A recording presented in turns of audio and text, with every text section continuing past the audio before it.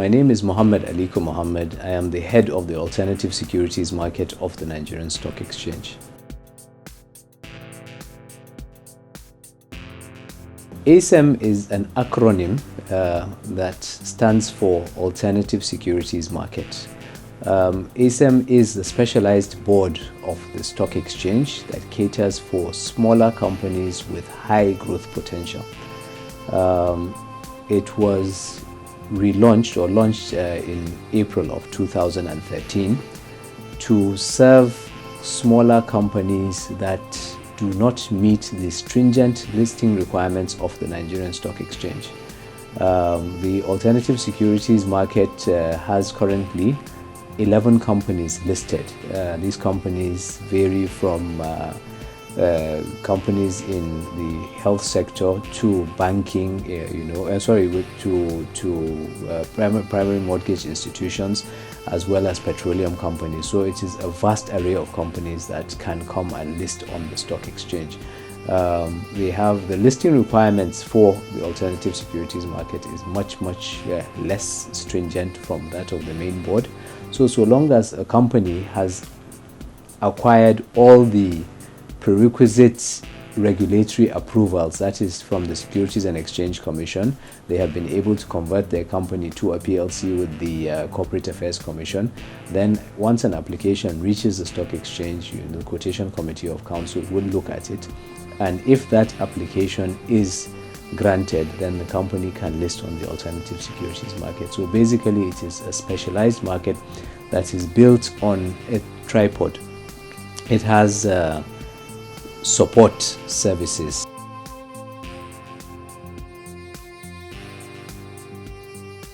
The alternative securities market is based on 3 pillars. Pillar number 1 is what we refer to as designated advisors. Pillar number 2 is institutional services, and then pillar number 3 is growth ambassadors. Now, for the designated advisors, these are dealing members of the stock exchange, that is stockbroking firms that have been registered by the stock exchange to provide the services of designated advisors. Just as the name implies, they advise companies that want to come and list on the alternative securities market as to how to go about it. And of course, after these companies list, they remain with them to guide them as to how they can keep up with the post-listing requirements of the stock exchange. So that is one support service there. We have on ASeM, we have the institutional service providers. The institutional service providers are institutions that help you to formalize your business. A lot of institutions here, or a lot of companies here, are very informal. You have a limited liability company, you are the managing director, you are the head of sales, head of marketing, you are the accountant, you're everybody. You don't have a formalized business, you don't keep books. So institutional service providers actually go through the process with you to now help you institutionalize your business, as in, they put your business to look like a proper business. Then the third pillar of the alternative securities market is what we refer to as the growth ambassadors. Now, growth ambassadors are persons who have run successful businesses to the level that they have been listed on the stock exchange. We have them in place whereby when a company needs to list or wants to list on the stock exchange, they come in and mentor the owners of these businesses. So if you look at, for example, say a company that was 10 years ago, just like your company, running out of a small office somewhere, in the back streets of a nation's capital, you will now identify with with an owner of such a company that has now become listed on the stock exchange and is internationally known and recognized.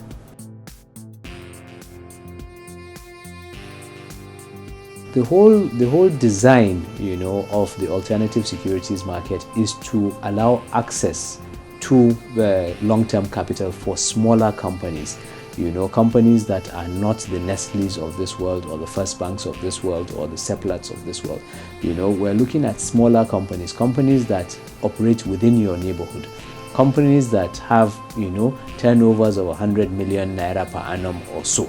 that if they get an injection of long-term capital, they will be able to be profitable to their owners, as well as, be an exemplary company listed on the stock exchange. The process of listing on the alternative securities market is fairly simple. Your first step, of course, as a business owner, is to make up your mind that you are going to list your institution.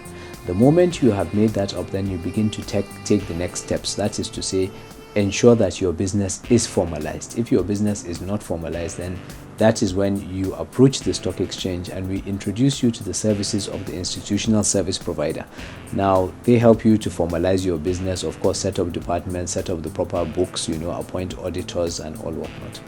Once you've been able to do that, you have your proper books, you apply to the Corporate Affairs Commission, first and foremost, to convert your company from a limited liability company to a PLC. The reason for that is that to be listed on the alternative securities market, you need at least 51 shareholders at the point of listing. A private company is only allowed to have 50 shareholders. And then that's one aspect. The second aspect is that as a PLC, there is no restriction on the transfer of shares of your company. So if you have a private company, maybe the clause in your company or in your memorandum and articles of association will only allow you to sell shares to existing shareholders. So once you become a PLC, that is taken away. Once you have that, we would require you to have 2-year annual accounts audited in the IFRS format, which is the new standard international financial reporting standard, for companies. Once you have that, you appoint a designated advisor who will now look at your capital needs. Most often than not, you'll find out a lot of businesses, keep saying that if I have additional capital, I will be better. But when you look closely at these companies, you will find out that there are a lot of leakages. They are wasting money, wasting resources, whereby, if they efficiently manage these resources, they may not need to go out to borrow or even issue out equity. But then once your designated advisor looks at it, your audited accounts are there. He gives us a 1-year projection of what you intend to do. You appoint all the various parties, that is auditors, solicitors to the offer and all whatnot. The designated advisor will guide you on all of this process. Once all of that is in place, then you apply to the Securities and Exchange Commission simultaneously as the stock exchange. Once your securities are registered by the Securities and Exchange Commission and they give you an approval, and we look at your application, which is coming through a designated advisor who is a member of the Nigerian Stock Exchange, then we should be able to tell you within a very short period that yes, your company qualifies for listing, or no, it does not, you need to go and do this and do that. Usually this whole process, takes less than 3 months, if for a serious company. So if you are a business and you have been in business for more than 2 years, you have audited accounts, your business is properly formalized, then you are on the way to list on the alternative securities market.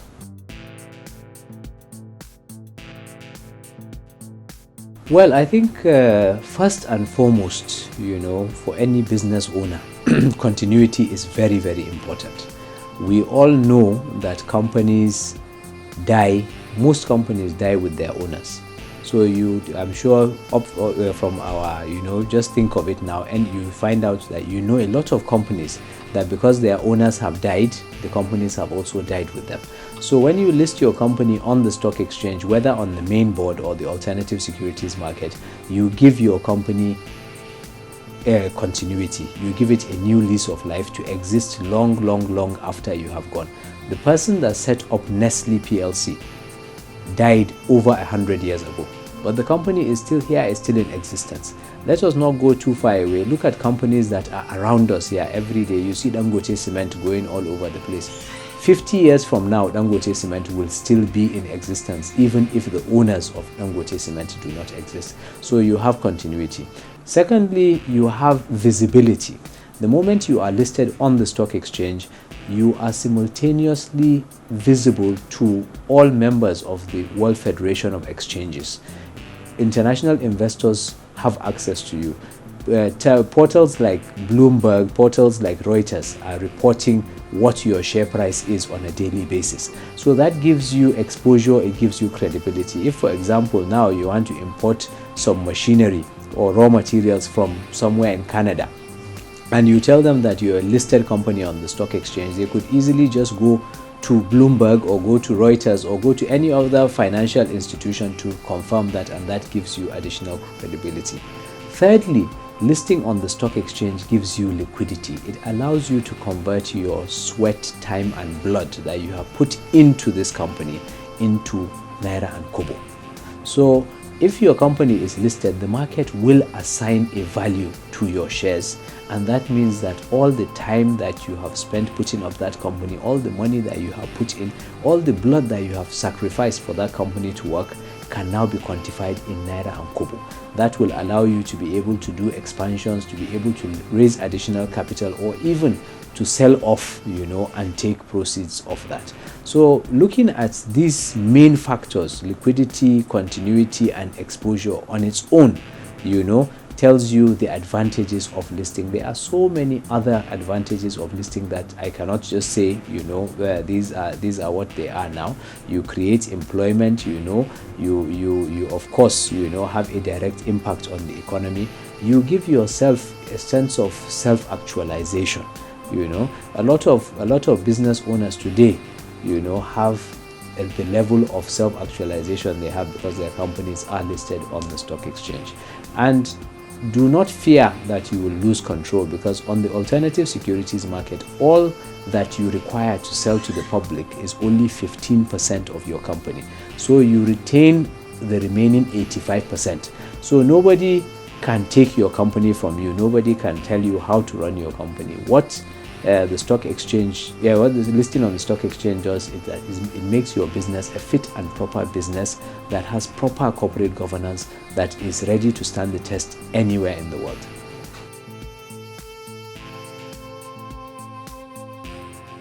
Yes, we do, because the moment you are listed, listing, as we always say, is like taking off your clothes in the middle of the market. Listing on the stock exchange is all about disclosure. You tell the world what you are doing. Yes, I made a profit. Yes, I made a loss.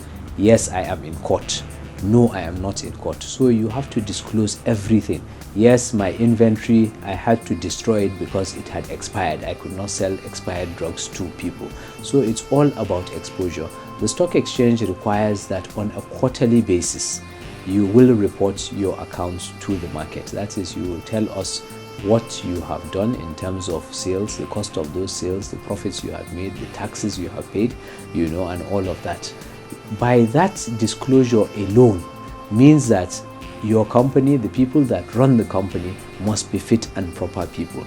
You would find out that listed companies are less scandalous than unlisted companies. You will find out that listed companies are better corporate citizens than other companies. If you are listed on the stock exchange and your tax is meant to be ₦1 million per annum, you have to pay ₦1 million per annum. Whereby some other businesses can be hiding under the table and declare false accounts, and other things. So yes, it gives you a very high level of corporate governance. It earns you respect. Once you have a listed company, your company is, respected because you are respected, because you have disclosed whatever it is that you need to do. Then, of course, in that aspect, we also want to ensure that once a company is listed on the alternative securities market, the promoters of that company cannot sell their shares more than 50% of the company until after 12 months. So a lot of people may say, this is an avenue for me to come and dump my shares on the market and run away. No, we will observe you. We will ensure that you stay with those shares for 12 months. And then when you want to exit, you will have to disclose to us the reason why you are exiting. So I think nothing requires corporate governance more, or builds up corporate governance more, than listing on the stock exchange. We at the stock exchange right now have what we call the CGRS, that's the corporate governance rating system, whereby from this year going forward, every company listed on the stock exchange must pass the corporate governance test and is given a score. So when it comes to that, let's assume you even want to deal with a company in Japan to buy raw materials. When they look at your corporate governance, they may even give you a discount because they know that this company is a fit and proper company. It is run properly by proper people. Thank you.